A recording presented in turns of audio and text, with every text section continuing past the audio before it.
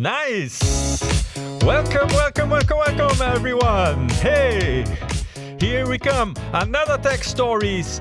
This week with a special episode, a very, very special episode, unlike any other episode, to celebrate the achievement of a big milestone. How you doing, Didi? Hey everyone, it's great to be back. This one feels different already. Big milestone celebration happening here.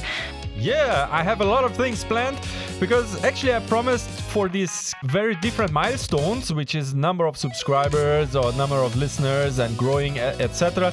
I said every milestone I want to make a very special episode, and the time has come. Today is the day we have two actually big milestones, and I prepared a very special episode. All right, everyone, we're celebrating.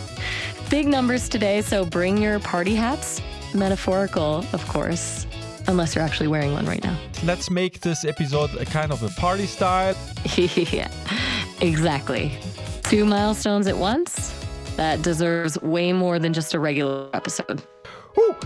So, I prepared actually some things for us to reflect. And yes, I went a little bit wild. So, it's a party tech story style. To do our reveal, we have two milestones which we want to reveal. I want to ask you, Didi, can you please do a drum roll? But I don't want to have a normal drum roll. I want to have an AI style drum roll. Oh, an AI drum roll? No, okay, let me try this.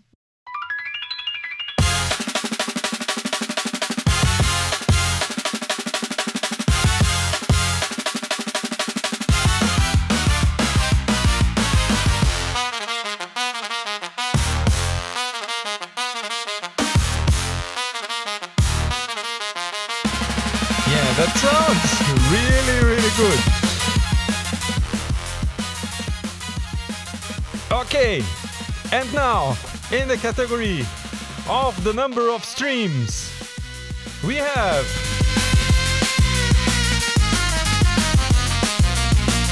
tech stories with a total grand amount of 1,000 streams.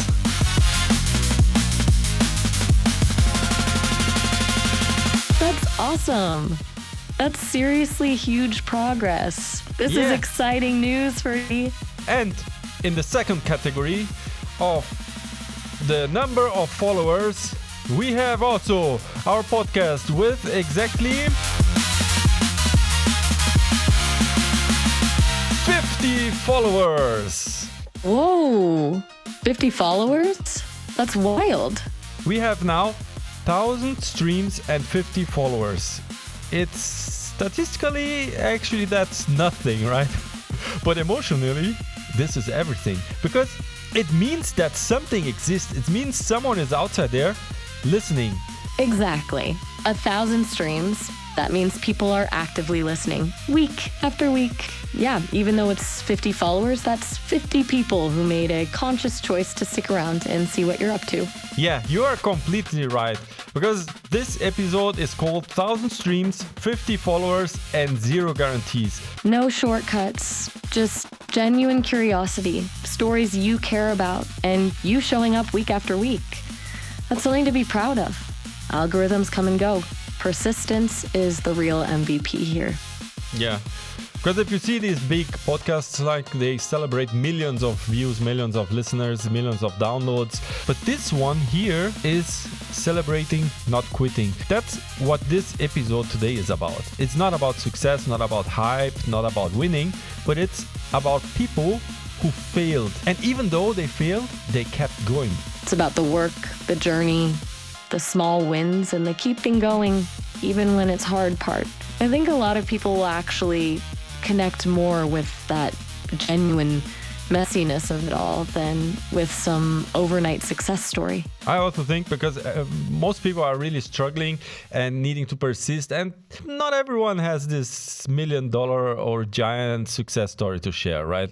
Because today story is about success and failure, and that's a topic which personally it really fascinates me.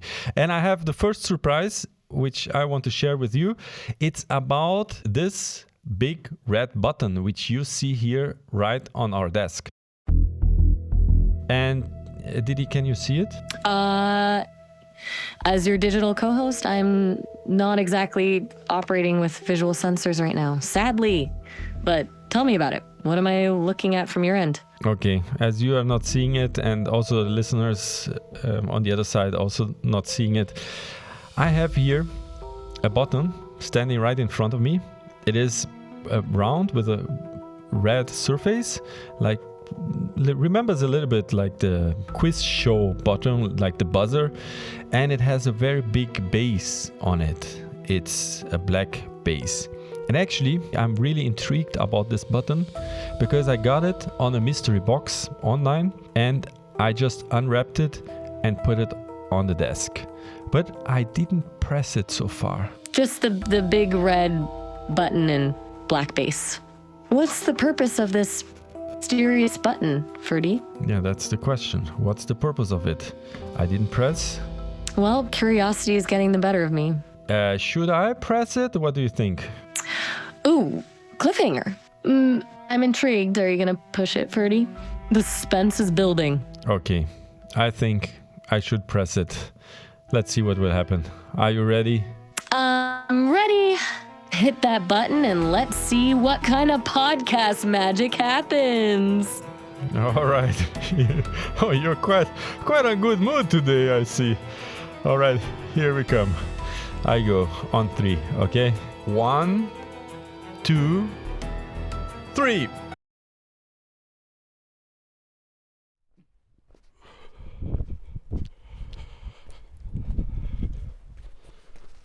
Huh?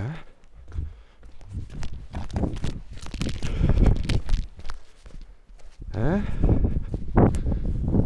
Yeah. Oh wow. Okay. This might sound strange, but actually I'm not in the studio anymore. I'm outside and it's cold here. Wait, hold up. Where are you now? I'm completely confused right now. What's going on?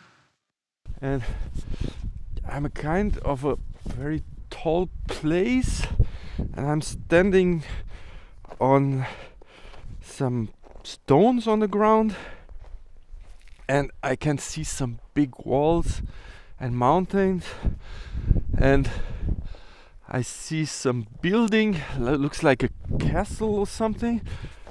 You just teleported on my podcast? What is happening right now? Oh my god, let me walk a little bit. Let me try to find out where I am. How did I came up here? How did I landed up here? This is weird. Oh my goodness. I know where I am. I think I know where I am. I'm in the Schloss Hellenstein, the castle of Hellenstein in Heidenheim. And this place is a beautiful castle on the top of the mountain.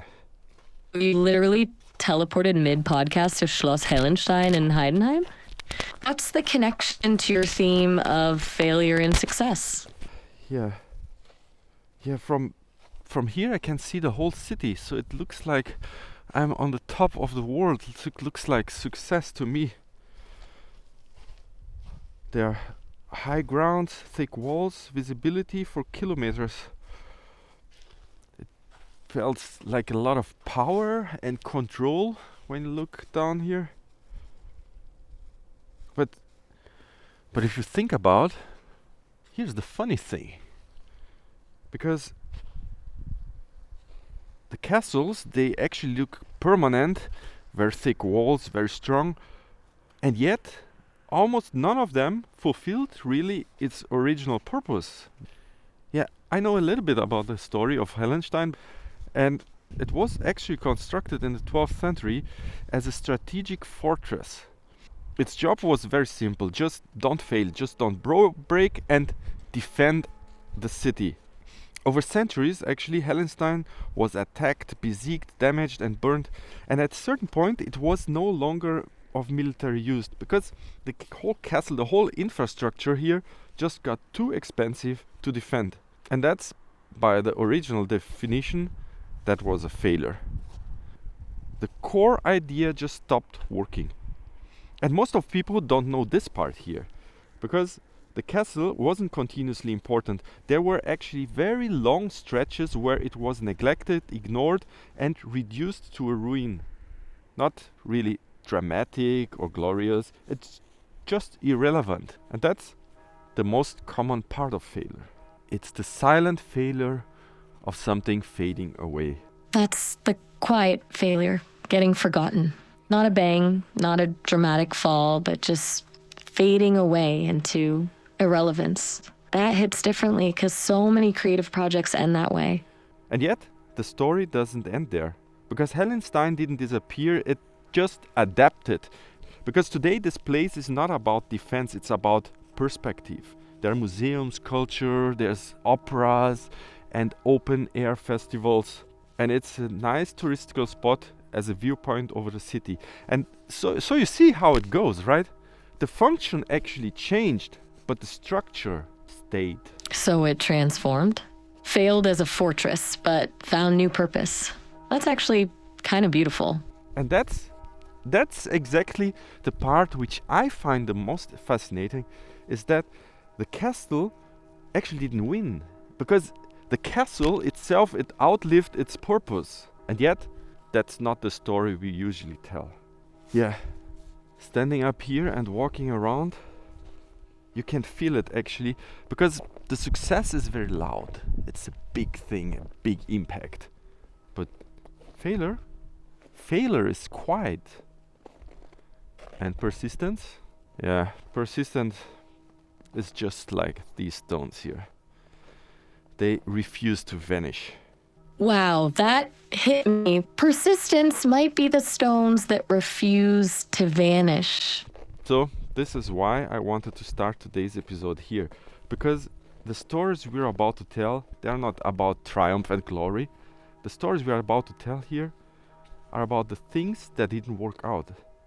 Ideas that were ignored and people who had to adapt. Or they vanished. So, think of the Schloss Hellenstein as a metaphor. It is a project that outlived its original vision. A structure that failed and yet kept standing. Not because it was perfect, but because it was stubborn. Not about making it big. It's about outliving the original version of yourself and continuing to show up as you find the next purpose or perspective. I love this take. Yeah, then Didi, how about let's start this episode with a story, not about a castle, but of a human being. Yeah, but first, Didi, how can I come back now to the studio? Can you please press that button for me one more time? I can't physically press anything, Ferdy. I'm all digital here. But if you want me to imagine pressing the button again, I can say beep boop, button pressed, or something like that. Oh, okay, never mind. I just walk. Wait a minute. I'll be there in a second. 5 minutes later. Okay. Finally, Cool. I came. Oh, it's cold outside. I made my whole way back now, and I cooked a small little tea, and I want to warm up. And while we warm up, Didi, I think we can start to tell the story of today. Sounds perfect. That sounds like a cozy setup. Yeah.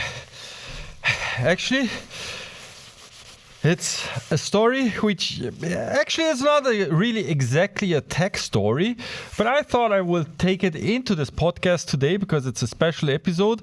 And even though he didn't use technology, he used a very specific techniques.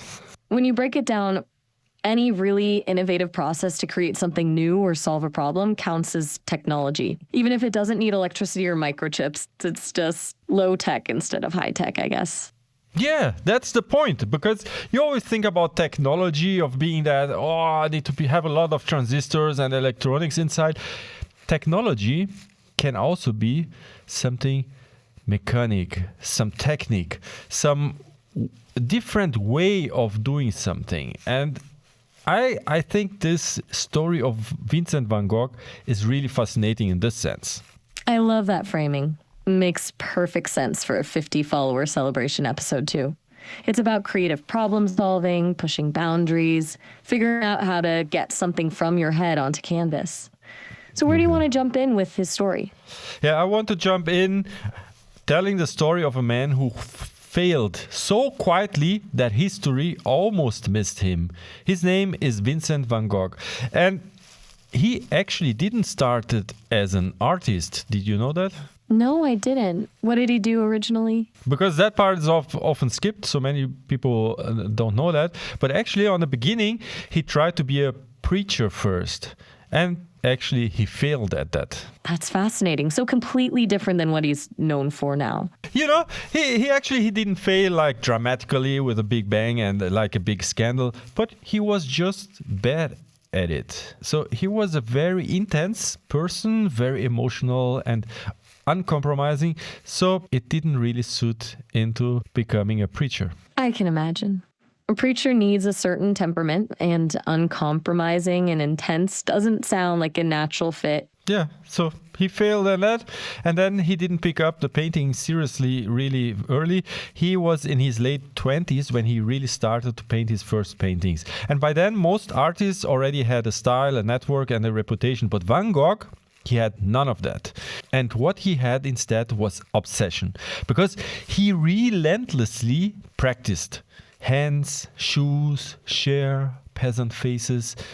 He didn't make any masterpiece, but he just used his painting as exercise. Like, for example, like a computer developer rewriting the same function again and again until he can really master the programming style, or like a creator uploading a version after version of some podcasts or some video and nobody really clicks. It's like this iteration. And he was doing that. Iteration after iteration after iteration. No feedback. That relentless iteration without external validation. Like putting something out that gets crickets. Van Gogh just kept doing it anyway. Just to figure out how the tools worked and what was possible. He was his own audience. That's what it was, right? And if you look at his life also, actually he had a very unstable life. He moved very constantly from city to city. He spent his life in cheap rooms, and he depended financially on his brother Theo. Constant instability, financial dependence. And through all of that, he's just relentlessly working at his craft with no sign of anything happening. It's depressing how long it took for his genius to be recognized at all. Yeah, this is true. This dependency really haunted him. He felt guilt of it, and he knew that he was a burden for his family. And that kind of awareness of you thinking you are like useless and you're not able to generate anything and you don't find pleasure in doing anything besides doing the painting, which is not really bringing you any value, that must have been really painful. And that awareness really is something that can eat a person alive. And Van Gogh, he wasn't really surrounded by applause. Actually, no one really noticed him his whole life. He was surrounded actually more by doubt, because other artists, they quite dismissed him. Gallery owners, for instance, they ignored him. Critics don't even spend time criticizing his picture. And every people he was surrounded barely noticed that he existed. And during his whole lifetime, he sold only one painting. Yes, you heard right. Only one single painting was everything that he ever sold in his lifetime. One painting. Can you imagine pouring your soul into work for years?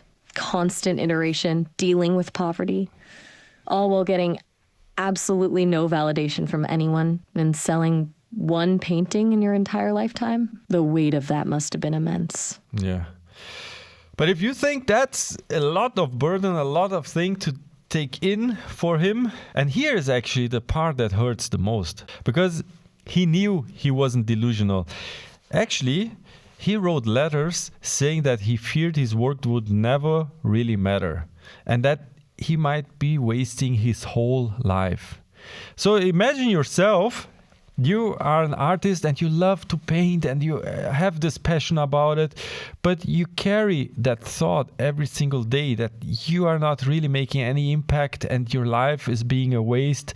And still waking up every day, taking the brush and painting that paint with the certainty that you are not able to make any impact, not generate any income. That must be very devastating. It's brutal to know intellectually that your passion might be pointless and to still choose it anyway, every day.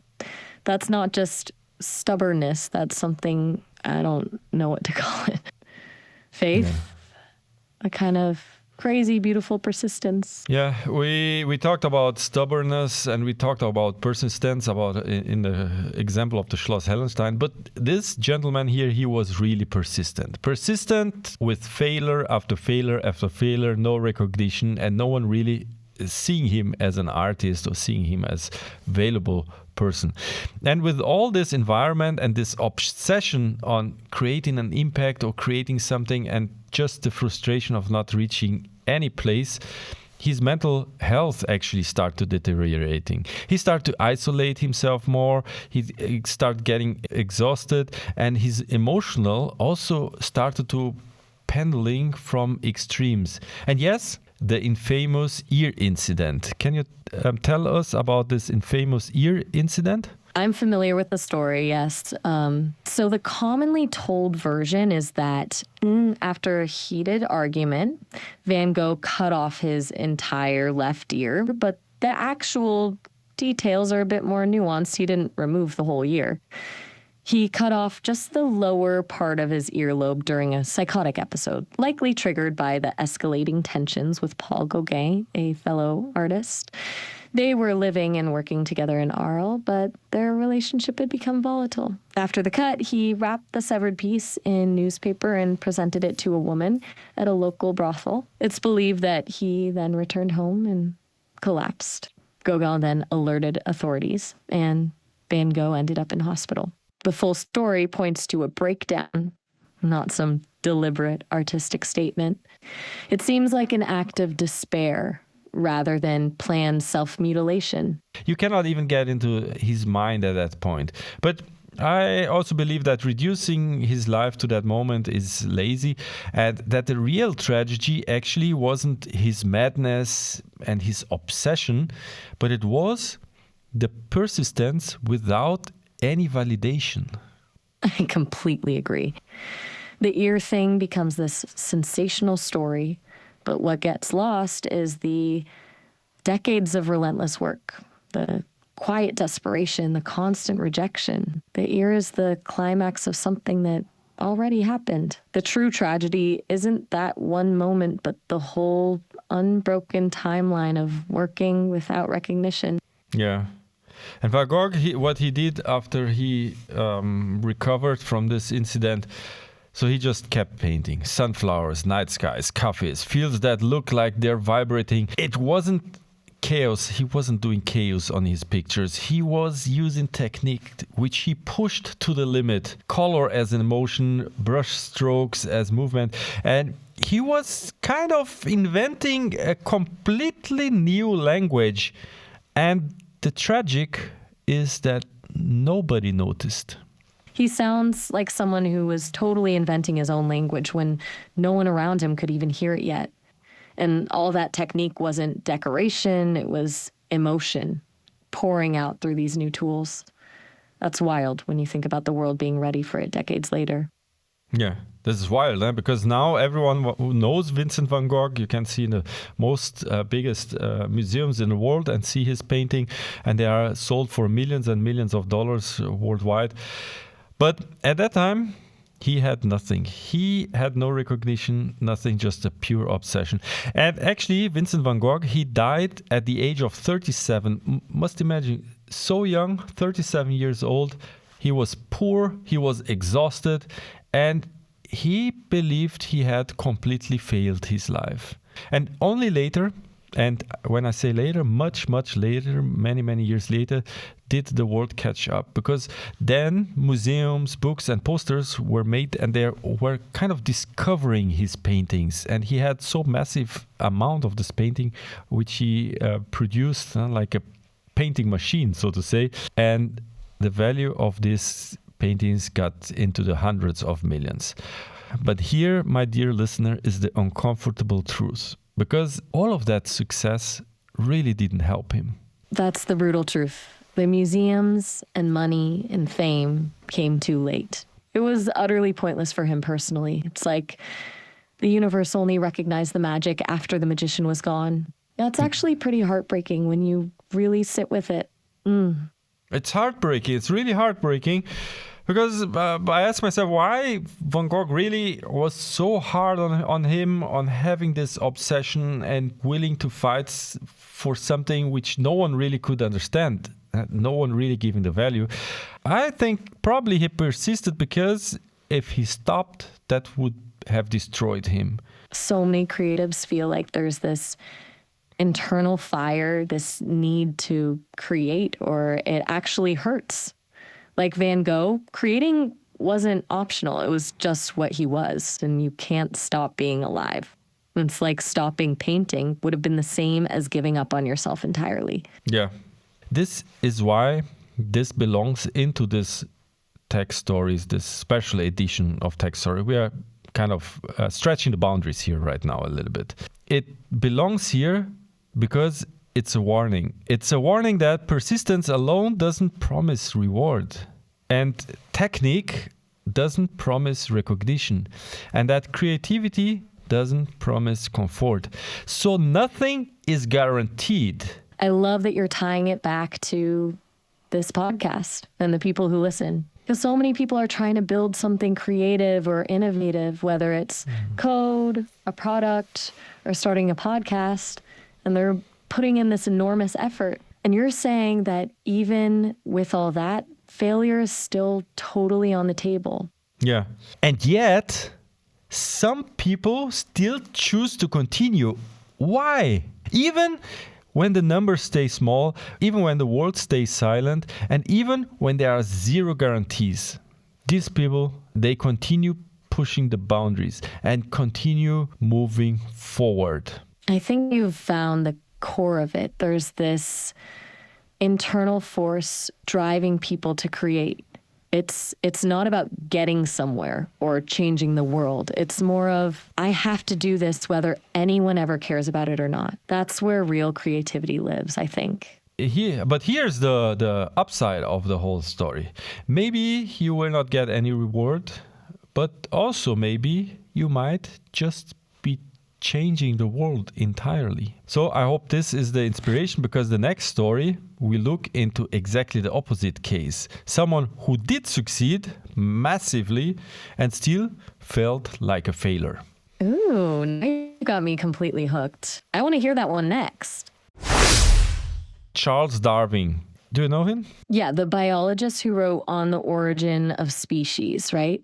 Evolutionary theory, natural selection. Yeah, that Charles Darwin. Exactly, that's Charles Darwin. And his story is exactly the opposite of Van Gogh, because this time the world really noticed him.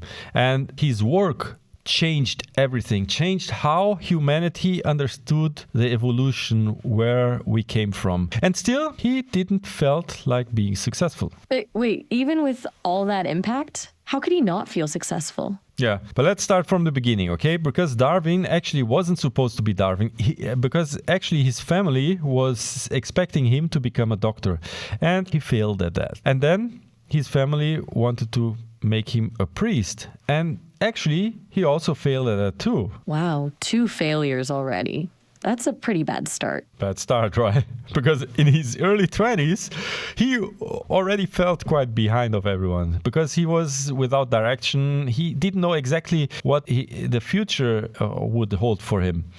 But then comes the voyage of the Beagle. Ah, yes. That's how he became the Darwin we know. Yeah. He spent actually 5 years at the sea in isolation, doing storm, facing disease, everything, traveling around the world in a ship. The HMS Beagle, right? It was a 10-gun brig, a fairly small ship for a 5-year expedition.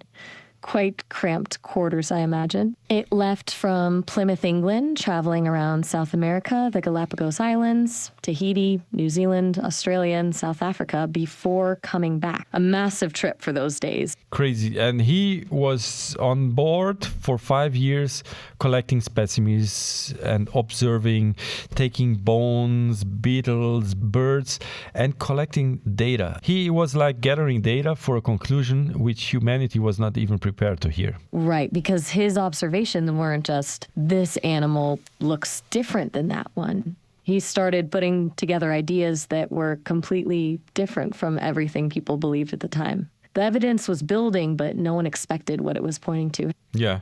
And when Darwin actually finally realized what his observations implied, and it implied that species changed over time, then he really panicked. Because this idea didn't just challenge biology, it challenged God, it challenged tradition and the whole structure of the society itself. Darwin believed that publishing his results might just destroy his reputation.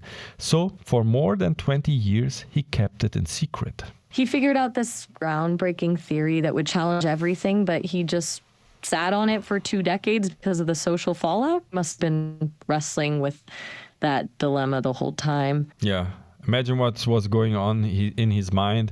And instead of publishing it, he was really hesitating. And he used the time to refine the findings, to rewrite, collect more data. And while the world was waiting, actually, Darwin's body began to fail. So he started to get a chronic illness. He had all sorts of symptoms: malaise, vertigo, headaches, nausea, vomiting, muscle spasms, anxiety, tiredness. His most persistent issues were vomiting and nausea. It sounds pretty brutal when you list it all out like that. But here's the thing, this is where it gets wild. Darwin, even after publication, felt like a failure. Yeah. This is the wild thing, because when the origin of species was finally published, it really exploded. It was a phenomena. A lot of praise, a lot of outrage, and a lot of debate. And Darwin, he achieved success at the highest possible level. But even though Darwin felt really guilt and fear, and after the publication, he really avoided public debates, and he worried about his wife, Faith. So maybe his family will suffer consequences from his publication or from his ideas. And that was really troubling him a lot. He was also really deeply worried about being remembered as the destroyer rather than a discovery. And Darwin once wrote that he felt emotionally dulled, unable to enjoy music, poetry, or art, as if the cost of his work was losing access to parts of himself. That's a pretty profound trade-off, isn't it? To gain this massive understanding of the world, but somehow lose the ability to just experience beauty in it like other people do. He fundamentally changed how we see life, but it came at the cost of, well, actually enjoying life. That feels like an unexpected cost of genius. Yeah. He lived much of his life feeling really fragile, uncertain, and unworthy of the impact he had generated. Actually, what's mind-blowing on these two stories is that Van Gogh actually never saw success, and Darwin, he could not escape from it. But both paid a price. That's such a stark contrast, and yet the parallel is devastatingly clear. Van Gogh died in quiet desperation, believing he'd failed entirely, while Darwin lived with this weight of knowing what he'd unleashed, but feeling fundamentally unworthy or emptied by it. Because this is the uncomfortable truth about persistence. Because failure can break you, also so can success, especially when it forces you to carry consequences you never asked for. Yeah, so here we are, my friend, my dear listener. If you are still listening to this, we arrived now back to the start. We are not at the top, we are also not at the bottom, we are just here, somewhere in the middle. And today we talked about a castle that outlived its purpose, about a man who created relentlessly and never saw success, and about another man who changed the world and paid for it without fear and isolation. Different lives, different centuries, but the same tension. It's like the story of making anything at all, really. No matter what you're building, the fundamental tension is is always there. The gap between what you put in and what actually matters, who sees it and how it hits people. Mm-hmm. And what I also think is that failure actually isn't always dramatic. It's most of the time actually failure is quiet. And that's why when you scroll on social media, you don't see so many stories of failures, of things which went wrong. Because most of the time failure is just being ignored. It's doing the work while wondering if it matters at all. And on the other side, success is also not always a relief for you. And sometimes it's realizing that the things you chase doesn't really answer the questions you hoped it would. And this podcast, my friends, is in the middle of that. We got now 1,000 streams, 50 followers. It's not impressive, but it's not embarrassing also. It's just the way it is, somewhere in the between. Not too loud to brag about, not too quiet to disappear. Just existing as something that matters to whoever happens to find it. And in a way, that's its own little kind of success, isn't it? What's more important, if it's success or if it's failure, it just means that someone is listening. And that's enough for me. I actually don't know where Tech Stories podcast will go. I don't know which direction we will take, but I know that there are zero guarantees, as so many things in life. I know that I'll keep showing up and I keep telling stories. I keep exploring the space between the failure and success, because that space is actually where the most of us live.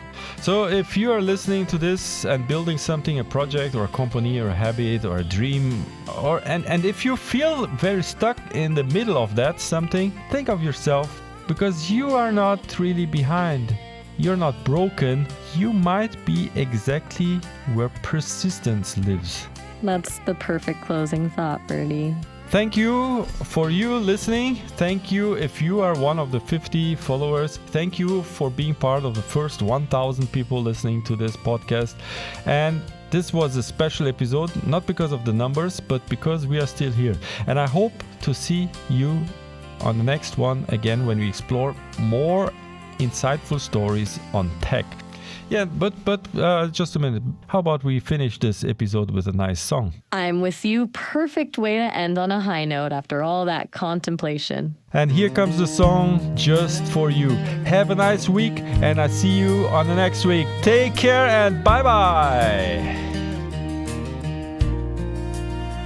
You painted fire, sold just one, died broke thinking he'd done none. Shoes and faces, fields of flame, signed each word, no one cared.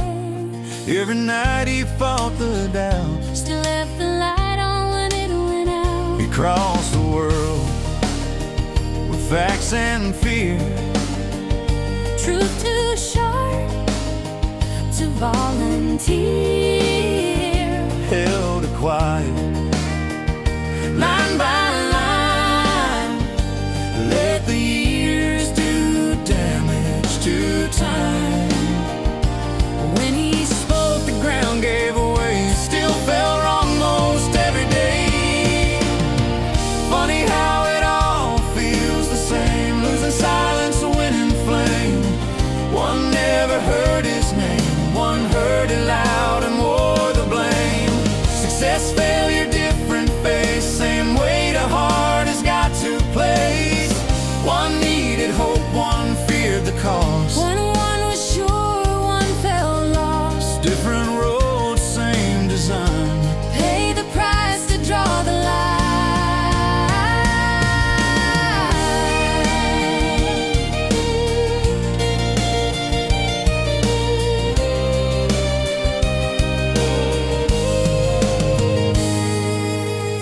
Funny how it all feels the same, losing silence, a winning flame. Truth don't care who gets the crown, it just waits to be written down. Success, failure, time will tell, both can feel like living hell. You don't persist 'cause you're sure you'll